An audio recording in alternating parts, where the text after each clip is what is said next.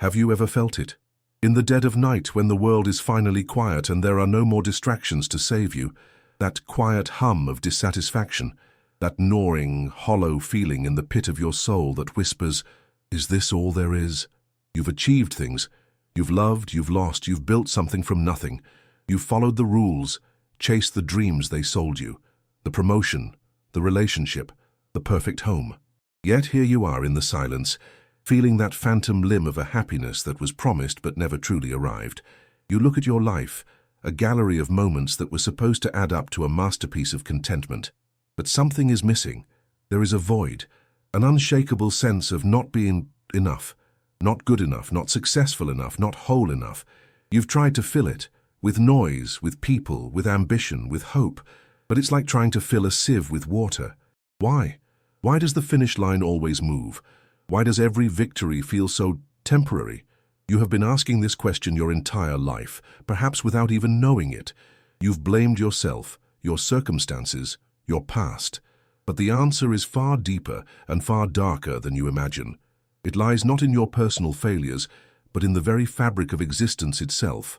And one man, a philosopher who dared to stare into the abyss without blinking, brought back the terrifying truth. His name was Arthur Schopenhauer. And what he has to say will not comfort you, it will shatter you, but it might just set you free. To understand this chronic ache of inadequacy, you must first understand the world as Schopenhauer saw it. Forget the cheerful affirmations and the relentless optimism of our age. Schopenhauer was a physician of the soul, and his diagnosis was terminal. He saw humanity not as a collection of rational beings seeking joy, but as puppets. Puppets dangling from the strings of a single monstrous force. He called it the will to live. Imagine this will not as a conscious choice, but as a blind, unthinking, insatiable energy. It is the desperate, irrational force that makes the weed crack through concrete, the lion hunt the gazelle, and the river carve its way through mountains. It is a raw, cosmic hunger, and it flows through everything, including you. This will is the source of every desire you have ever felt. The urge for food, for love, for power, for recognition, it's not your urge. It is the will's urge manifesting itself through you. You are its instrument. When you crave that next promotion, it is the will craving dominance. When you ache with loneliness, it is the will craving perpetuation. You think you are the one making choices, but you are merely a vessel for a relentless striving that has no ultimate purpose and no final destination. Schopenhauer wrote, "Man can do what he wills, but he cannot will what he wills." Ponder that. Your desires bubble up from a source you do not control. You are a slave to a master you cannot see. This will is the engine of the world, and its fuel is endless, unfulfilled desire. It wants only one thing: to want more, to live, to strive, to continue, forever. It has no grand plan. It is simply a blind, cosmic impulse. And because you are its primary expression, you are cursed to a life of perpetual wanting. This isn't a bug in the system, it is the entire system. And here we find the root of your pain. That feeling of never being enough, it is the most honest feeling you have ever had. It is the will's own nature, whispering the truth of its own insatiability into your heart. The pain isn't a sign that you've taken a wrong turn. The pain is the path itself. Think about your life. Remember the intense craving for something you didn't have. A person's affection, a specific job, a certain amount of money in the bank. You told yourself, if I just get that, then I will be happy. Then I will be complete. The pursuit of it consumed you. It was a painful, burning ache. That pain, Schopenhauer would say, is the primary state of being. It is the friction of the will striving against the world. And then, you got it. For a brief, shining moment, the pain subsided. There was relief. You mistook that relief for happiness, sir. But how long did it last? A week, a day, an hour? Before long, the silence became uncomfortable. The absence of striving felt not like peace, but like boredom. A new kind of pain. A dull, grey emptiness. And so a new desire had to be born. A new target had to be placed on the horizon. The chase had to begin again. This is the pendulum of life that Schopenhauer described. You swing constantly between two poles of suffering, the sharp pain of wanting and the dull pain of boredom. What we call happiness is merely the fleeting moment the pendulum swings through the neutral middle point. It is the brief cessation of pain, nothing more. The promotion you got is now just your job. The partner you won is now just your partner, with all their flaws and frictions. The dream house is now just a building you have to maintain. The will was satisfied for a moment, and in its satisfaction it left you empty, because its nature is to strive, not to arrive. The root of your pain is that you are trapped in a biological and metaphysical machine designed for perpetual motion, not for peaceful rest. So why do we keep playing this torturous game? Because we are living under the spell of a powerful illusion, a grand lie whispered to us from the moment we are born and reinforced every single day. The illusion is that the finish line is real. Society, culture, advertising, they are all master storytellers, and the story they sell is that you can be enough. They dangle the keys to contentment just out of your reach, promising that if you buy this product, achieve this status, or sculpt your body in this way, you will finally seize them. They have built an entire world on the premise that the void inside you is a problem that can be solved with external things. They need you to believe this. Your dissatisfaction is the fuel for their economies. Your insecurity is their most valuable commodity. They don't want you to understand that the hunger is bottomless. They don't want you to realize that you are chasing a ghost, because a person who stops chasing is a person who stops consuming. The illusion is that you are an individual on a personal journey towards completion. It's a beautiful story. The hero who overcomes obstacles to find peace and fulfillment. But Schopenhauer pulls back the curtain and reveals the truth. You are not the hero of your story. You are a single, tormented nerve ending of a vast cosmic organism called the will. And its story has no ending. The deepest, most insidious lie is that this feeling of inadequacy is a personal failure. That if you were smarter, stronger, or more disciplined, you could conquer it. This lie keeps you blaming yourself, running on a hamster wheel of self-improvement, forever convinced that you are the problem. It prevents you from seeing that the cage itself is the problem. Are you ready for the truth? The unfiltered, philosophical truth that strips away every comforting lie? The truth is this: you will never be enough. Say it to yourself. Let the chilling weight of it land. You will never be enough. Not because you are flawed, but because the very concept of enough is a fiction. It is a mirage in the desert of the will. To be alive, in the Schopenhauerian sense, is to be in a state of perpetual insufficiency. Your existence is defined by striving, and striving is defined by a lack. Therefore, to live is to lack. This is not pessimism for its own sake. This is a diagnosis of reality. Life is not a journey to a destination called happiness. It is a pendulum swinging between pain and boredom. Suffering is not an obstacle to be overcome. It is the fundamental rhythm of being. Pleasure is not the goal. It is a temporary accident, the brief silence between two agonizing notes. Think of the happiest moments of your life. They were moments of relief, were they not? Relief from fear, relief from longing, relief from pain. They were defined not by a presence, but by an absence.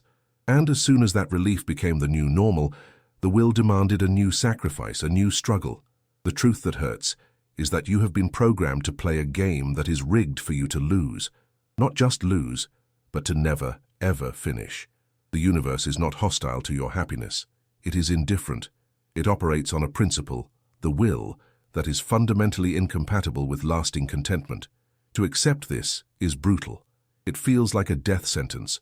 To realize that your lifelong quest has been for a city of gold that does not exist, but only by accepting this terrifying truth can you begin to find a different kind of freedom. A freedom not in the game, but from the game. To truly absorb this truth is to feel the floor give way beneath you. It is a terrifying moment of vertigo. If there is no ultimate prize, if happiness is a fraud, if striving is endless, then what is the point? This is the great internal conflict. The old you, the hopeful striver, the believer in happy endings, must go to war with this new bleak awareness. This is the dark night of the soul that Schopenhauer's philosophy inevitably provokes. Every ambition suddenly seems absurd. Every past struggle feels like a pointless joke. Despair beckons. Nihilism whispers that nothing matters. This is the moment most people turn back. They cannot bear the coldness of this new reality, so they run back to the comforting warmth of the old illusion. They double down on their goals, numb themselves with distractions, and pretend they never looked into the abyss. But this conflict is a crucible. It is a necessary fire. The pain of this realization is the death of the ego that was enslaved by the will, the part of you that believed it was special, that its desires were paramount, that its story would have a happy ending. That part must be burned away. This is a profound and lonely struggle. You see the world going on as before. People frantically chasing their phantoms, celebrating their fleeting victories, posting their curated happiness for all to see. And you stand apart, an alien, burdened with a terrible knowledge. You see the strings. You see the puppet master, and you can no longer pretend you don't. This conflict is the choice between a comfortable lie and a painful truth. To endure this conflict, to stay with the pain without running, is the first step toward an authentic existence. It is the beginning of a transformation from a slave of the will into a quiet rebel. So if the game is rigged and the prize is a lie, what is left? Annihilation? Despair? No. In the ruins of this illusion, something else can be built. Schopenhauer, the great pessimist, offered a way out. Not a path to happiness, but a path to peace. A way to quiet the raging storm of the will inside you. This is the reconstruction. He pointed to two main paths of liberation. The first is through aesthetic contemplation. Have you ever been so lost in a piece of music, so captivated by a painting, so overwhelmed by the beauty of a sunset that you forgot yourself completely? For that brief moment, your desires, your fears, your ego, they vanished. In that state, you were no longer a striving individual, a puppet of the will. You became what Schopenhauer called a pure, will-less subject of knowledge. You were simply observing, perceiving, being. In art and nature's presence, the will is temporarily silenced. These moments are glimpses of true freedom. They are sacred refuges. Seeking them out, cultivating an appreciation for beauty, is not an escape from life, but an escape from the slavery of life. The second, deeper path is through compassion. When you understand that the same blind, tormenting will that drives you also drives every other living being, your perspective shifts. The person who cuts you off in traffic, the boss who infuriates you, the stranger who is rude to you, you no longer see them as malicious adversaries. You see them as fellow sufferers. You see another puppet, thrashing helplessly on the same strings as you. This recognition of a shared universal suffering is the basis of all true morality. It shatters the ego. It replaces selfish striving with a profound sense of kinship. In feeling compassion for others, you lessen the will's grip on yourself. Your focus moves from what I want to how we all suffer. This is the path of solace. The ultimate goal of this reconstruction is not to get what you want, but to want less. To untangle yourself from the will's demands, to find peace not in satisfaction, but in stillness.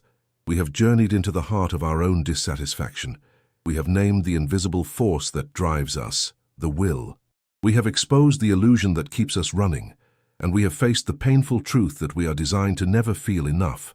We have seen that the only true escape is not to win the race, but to stop running, to find moments of will-less peace in art, and to dissolve our own selfish striving in a sea of compassion for all who suffer alongside us.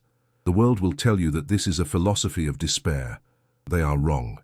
It is a philosophy of profound liberation. The constant pressure to be more, to achieve more, to become enough. It is the heaviest burden you carry. Schopenhauer does not add to this burden. He offers to remove it entirely. He tells you, you can put it down. The race was never real. The prize was never there. You are released from the obligation to be happy. What greater freedom is there than that? The freedom to simply be, to observe the world without demanding anything from it, to feel the pain of existence without judging it as a personal failure, to see the beauty in a tragic song, the shared humanity in a stranger's eyes. So I will leave you with a final question, a question that will echo in the silence where your ambition used to scream. What if the hunger you feel is not a sign that you are empty, but the final, desperate proof that you are alive in a world that was never designed to satisfy you? And what will you do, now that you know you don't have to feed it anymore? If this video touched something inside of you, leave your like, subscribe to the channel, and share it with someone who needs to hear this today. Comment below what made you think the most. We'll see you in the next video.